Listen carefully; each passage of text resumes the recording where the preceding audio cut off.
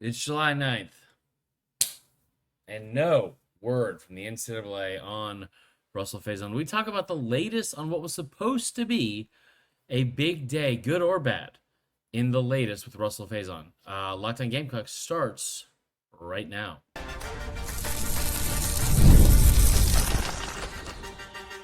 You are Locked On Gamecocks, your daily podcast on the South Carolina Gamecocks, part of the Locked On Podcast Network. Your team every day.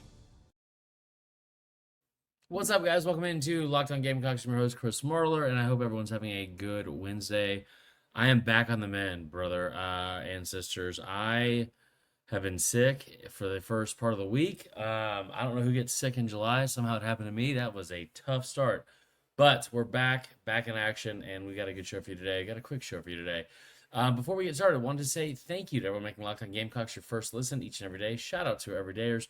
Remember, we're a free and available podcast wherever you get your podcasts, as well as on YouTube, part of the Locked On Podcast Network, your team every day. Today's episode brought to you by our friends at FanDuel.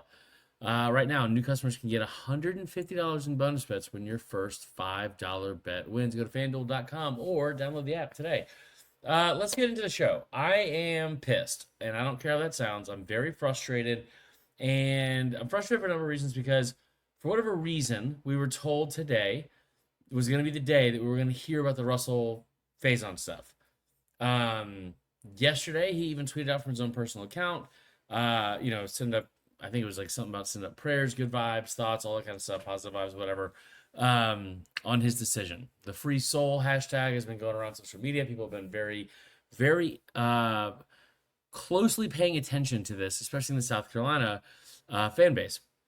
Comes out today that nothing happened. Like that was literally it. Nothing happened, and then on top of that, it was also reported. I think JC Sherbert does a great job over there at Big Spur, the 247 site for South Carolina. Said apparently there was never supposed to be a thing today. That was a misreport or a incorrect report, and that was it. And there's no further details at this time.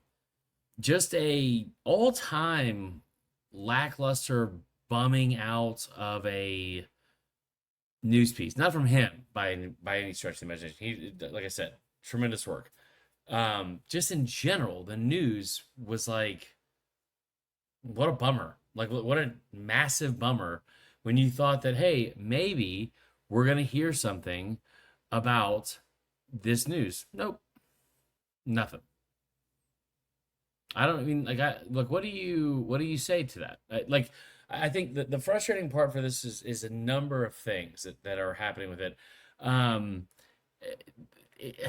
don't want to sit here and tell you it's time to forget about this, because you don't want to forget about a kid that you've obviously invested a lot into and was, like, by all means supposed to be a part of this year's team and going to be a big part of this year's team. But I've said this from the beginning, okay, let's go back and cover all the facts real quick. This is a kid that he enrolled, I believe, in 2019. 3 years of college. He did not play a down of football in his first 3 years of college. Goes to junior college, plays for 2 years, or plays for 1 year, then goes to, 2 years, then goes to Utah State, plays for 2 years. So his eligibility is up. But as you've seen across the board with all of the junior college leniencies, I'll say, that they have started to put out, you have seen over and over and over again people end up getting a extra year from the NCAA. Diego Pavia is the most notable one, but we've seen it across like multiple different cases. We've seen it across multiple different sports. It is confusing to me how this has happened. So let's just get everything out on the table, and I'll tell you everything that I know and have heard. Okay, what I know is that the NCAA does a horrible job anytime they have the ability to do the right thing. Okay, that feels like it's pretty much an opinion, even though I said I know. But I also know this, and this is where the facts come in. It's not the NCAA's fault, apparently. I am the first to sit here and blame the NCAA for as many things as possible, okay?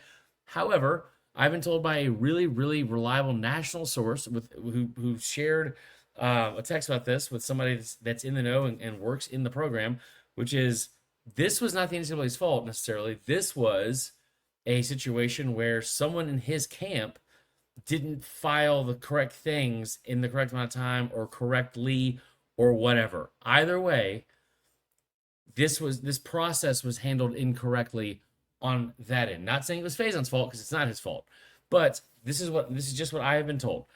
And the ire and the anger at the NCAA is understandable because of how many times this has happened with stuff like this in the past, but also maybe a little bit misguided.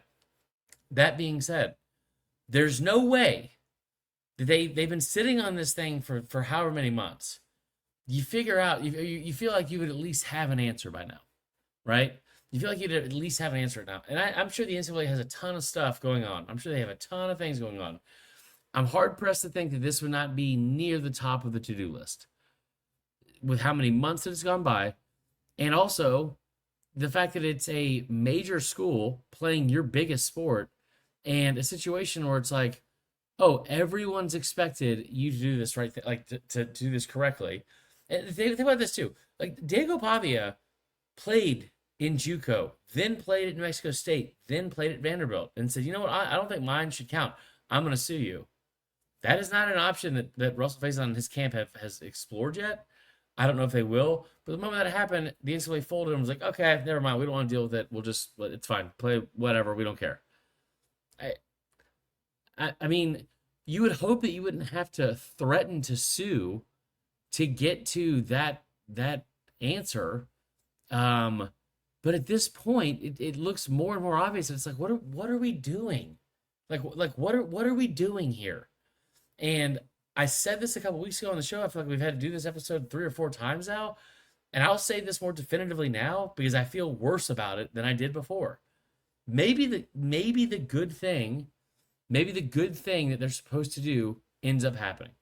Maybe they end up coming out here and say, yes, this is great. And we were sorry that we had to drag our feet, but you didn't dot the I's and cross the T's the way we asked you to. And now that that's done correctly, he's allowed to play. Go have a great season, young man. Maybe that happens. But putting your faith in the NCAA is like putting your faith in like a wild animal in the jungle. You don't go and pet a lion. Like you don't go pet a snake.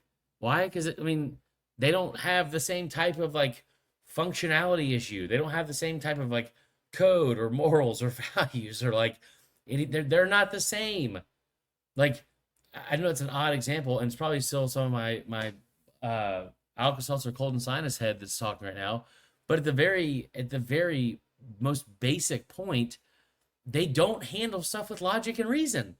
I joke around about this all the time on social media. When somebody comes into an argument with logic and reason on social media, it's like, you're an idiot because that's the last thing you should have done on social media. With the NCAA, it feels like the exact, like you could beat your head into a wall. You could say it until you're blue in the face.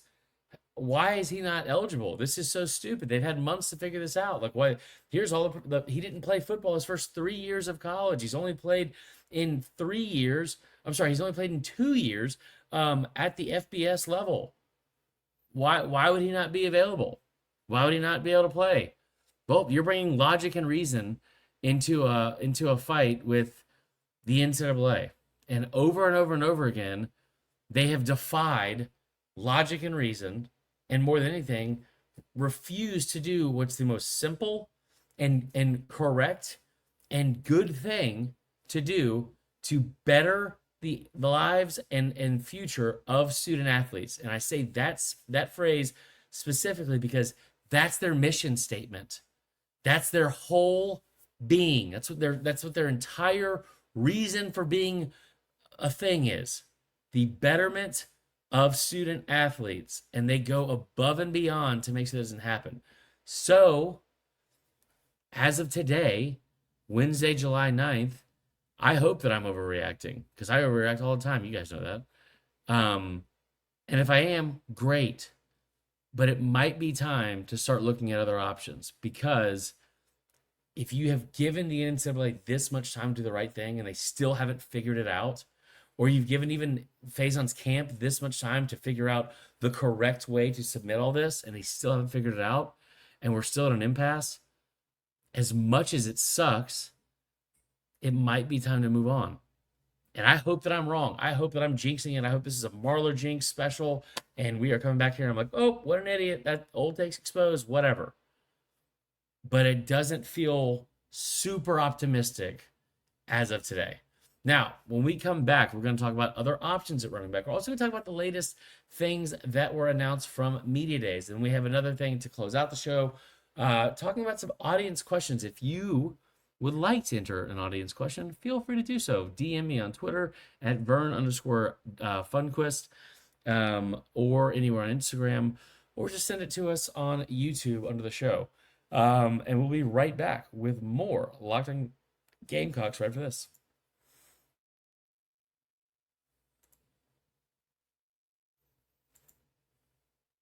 All right, guys, welcome back in to Locked On Gamecocks. I am your host, Chris Marler. I hope you guys are having a fantastic day. Like I said, we're going to get into the next part of the show. Before we do, I do want to give a quick shout out to our friends at FanDuel. I think my favorite thing that anybody has commented on in a while on social media, I said thank you because we did our year anniversary episode last week, and somebody in the comments said, what was it? It was like, and we want to thank you for our 1 year anniversary with our good friends, ... shuffles papers, looks for ad read, and it was like a perfect example of what this is every time. But not this time. We are giving a shout out to our good friends at FanDuel. Summer sports are in full swing, guys. Whether you're about baseball under the lights, golf on the green, or high stakes soccer action, FanDuel is the best way to make every game even more exciting. You're already following the action. Why not make it a little bit more thrilling with FanDuel? You can go get in the game, get into the game, and get in on the action in the game, all while your friends are getting sunburned at the beach. I've been using FanDuel to track my favorite matchups. The app keeps it fresh with new daily promotions and fun ways to bet. It's also very easy to use, super fast payouts, and it makes even regular season games feel like must-watch events. So, how do you get started? It's simple. If you're new to FanDuel, new customers can bet just $5 and get $150 in bonus bets if your first bet wins. Open the FanDuel app today or visit FanDuel.com to get started. Okay, let's get back into the show here and talk about next options. Because if he's not going to be on the team, he's on the team, but if Faison's not going to be available, it's a massive, massive loss for sure. But you have to do what this program has done countless times. Next man up. Who's up next? And listen, it's not like we have seen this program take someone that has been a relative no-namer going into the season and turn them into a first-team All-SEC, if not the Player of the Year. I'm not saying that'll happen this year, but I think you've got a good group of backs that will be in contention and be very, very good. So here's right off the bat, latest kid to join the team. Okay, Isaiah Gustave. I think it's how you say his name, but we never know. You probably do know. I just don't do it well. Everyone knows that. But transfer from Colorado. Now, this is an offense that only ran for 847 total yards last year on 341 total attempts. But he was the player that led the team in almost every major category there. He had the most attempts, 85, most yards, 384. Led the team in average per rush at 452, and 4 touchdowns on the season as well. He only averaged under 35 yards per game. That's mainly because he got less than 8 carries per game. He's also a 4-star recruit out of high school. It's a former track guy, ran an 11 flat 100, so he is good in open space and can turn on the burners once he gets going.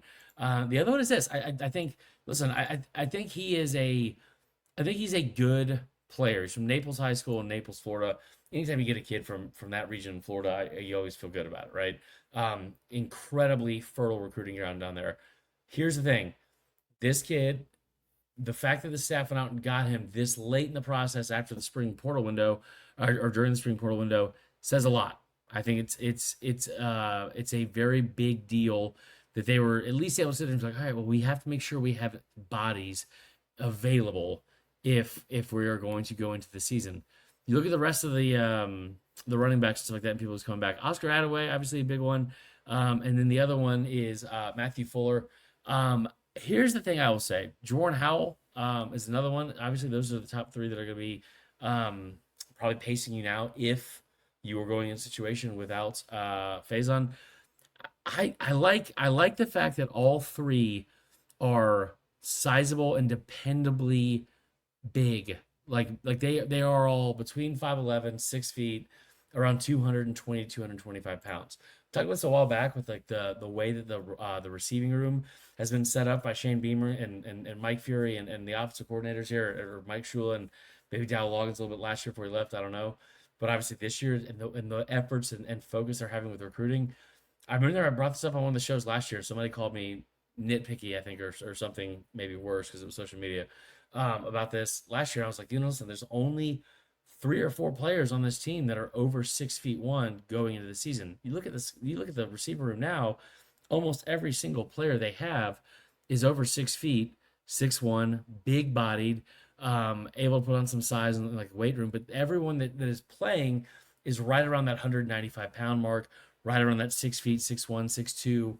Obviously Harbor is bigger than all that, but like that is about where the size is. You're not seeing a lot of kids take the field at that position at 170, 175 pounds, right? Now, if you have a kid that's like Devontae Smith and that size, it seems like it's way too small, but obviously they're going to take the field. But I do love the fact that you're like looking at players. Saban used to do this all the time with defensive backs, and he was like, here's our criteria for judging defensive backs, okay? They have to be over 6 feet. They have to be able to backpedal. They have to be able to run under a 4.5. Blah blah blah blah. It's good to have a thing of boxes to check, and be able to look at this and say who do we want, to or what kind of player do we want going into the recruiting process with these guys at this specific position. Running back seems to be the same. You look at last year with Rocket Sanders. He wasn't 6 feet. I don't believe he's right around that, but he also was like 228, 220 pounds. So that obviously you have the guys that fill the size for you. You've got some former 4-stars out of high school. You've got some guys that have some experience here. The biggest question I have is who is going to sit here and figure out how to carry the load, okay? And here's what I mean by that. Last year, the South Carolina offense ran 893 total plays. 551 of those were rush attempts. That means on 61.7% of your plays, you ran the football. It's one of the highest in the SEC. Okay? If you look at the way it was, the breakdown was, and I'll go through it right now here for you. Obviously, Rocket Sanders led the way, 183 attempts. Oscar Attaway was third on the team, 77. Jawarn Howell, 19. Juju McDowell, 22. And then you had a couple guys that were under 10. Your running backs accounted for about 57.5% of your total rushing attempts. Like 57.5% of your total rushing attempts, not total plays, but rushing attempts were from your running backs. Obviously, Lenore Sellers and Robbie Ashford as well ate up a big chunk of that from the other side of it. And then you had like end rounds and some receivers that took a handoffs and stuff like that, whatever. You look at the big picture and you talk about around 34% of your total plays were run plays to a running back. So that seems pretty standard, but we all know that Lenore Sellers is going to be the biggest part of this offense. You also know you do not want that guy taking as many hits as he did a season ago, especially early on. You at least want to be able to establish a situation where other people and other teams are fearful of the fact that, okay, if that ball, when he puts it in the belly of that running back on RPOs, if it doesn't come back out and it's still in his hands, we have to account for that guy because that guy is a game breaker, and we have to make sure that we are able to like we have to respect both of those things. Lenoris is the one that is the key to the whole deal, right? We all know that. But you would hope, he had 166 carries last year. That means, you think about the workload that Rocket Sanders took, right? Rocket Sanders had over 15 carries per game. Lenoris had just under 14.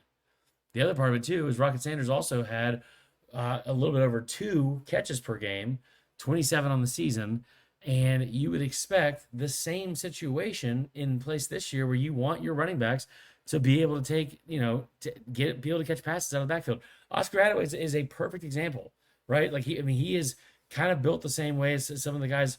And talking about like how last year he had just under 10 yards per reception. Rocket Sanders, he was over 11, just under 12 yards per reception on the team a year ago, catching balls out of the backfield. Is a big part of this offense. So having a capable running back that's able to do both those things is huge. So that's my main takeaways. You got to figure out a way to get to fulfill those numbers, because I don't think that number is going to change drastically. I do think you're going to see more passing this year. I also think you're going to see more plays. Like I have a feeling that you're going to see more situations, extended drives where you're not getting off the field as early as you were last year. I think you're going to see a little more drop back from Lenore Sellers, because I do think people are really underestimating how good of a passer he will be. But either way, you've got to figure out a way to replace those numbers. When we come back, we are going to close with an audience question and finish out today's show.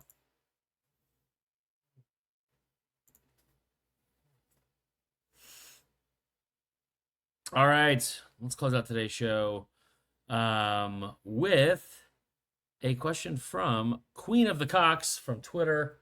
Like I said, we're doing this. I'm going to do like just for one show, but I've just been sick, so like I said. So anytime you guys want to send an audience question, feel free to do so. Would love to bring them on the show and have be a part of the a segment. So here we go. What does the commitment of Noah Clark mean for CW's defense? We haven't had someone his size in a long time. He'd be the largest defender on the field if he were able to play today. Also, what's it going to take to get a DT from the Fast and Furious University? So what I assume that is tough. That is a tough look to be coughing up my lungs, but laughing hysterically at that. That's a great question. So let's start with Noah Clark. I think Noah Clark is a massive, massive get. Obviously, his size is huge. I love the way they phrased this, because the way they phrased it was, we haven't had a player at that size. He's 6'4", 335. He's been as high as 358 or 368, one of the two. I've said this when he made this commitment. Like, I don't know if they're going to put him on a regimen where they want him to drop weight. I don't know if you do that. The thing about Clark that's so amazing about his size is that it doesn't come with any drop in athleticism, right? Like, I always look at this. Mount Cody from Alabama, big, 6'6". He was 390 pounds or 400 something pounds coming out of high school. Des Watkins from Florida. That's a more recent one. The kid he was number 21 at Florida a couple years ago. He was like 450 pounds, something, dropped down to around 400 or something like that, but played over 400 pounds. He's athletic for 400. Not athletic the way Noah Clark is. Now, Noah Clark is smaller compared to both those guys, clearly. 335 pounds is that's a lot of weight, but it's not a crazy amount of weight less than the 360 that some of those guys played at. 6'4", being able to step in right away in the middle and be able to play right away. I think the biggest thing is it's awesome that he's able to step in physically and be available day one. That's the biggest thing. Like some people say, like the best ability, I say this with baseball all the time, best ability is availability. The best ability this kid has, besides his athleticism, his size, is the ability and the availability he'll have to step on the field day one. When is Georgia or South Carolina able to get a recruit away from Georgia? It's going to happen at some point. It's going to happen. Again, I just don't think that we get through this cycle with every single one of those players staying committed to Georgia. Do their due diligence, stay on top of them, keep recruiting. Darren Usher does a tremendous job. Listen, this guy, he'll send me texts at like 11 o'clock at night on like a Tuesday. I'm like, brother, go to bed. And maybe that doesn't seem that late, but it's like I don't think he sleeps. He just works all the time. Him and Beamer just nonstop. So keep the relationships developed and keep them developing. And I think that ends up being a thing that pays off at the end. So that is all for today's episode. I hope all of you have a great rest of your afternoon. Sorry for coughing up a lung during the show, but we'll be back tomorrow with more Locked On Gamecocks. And until then, go Cox.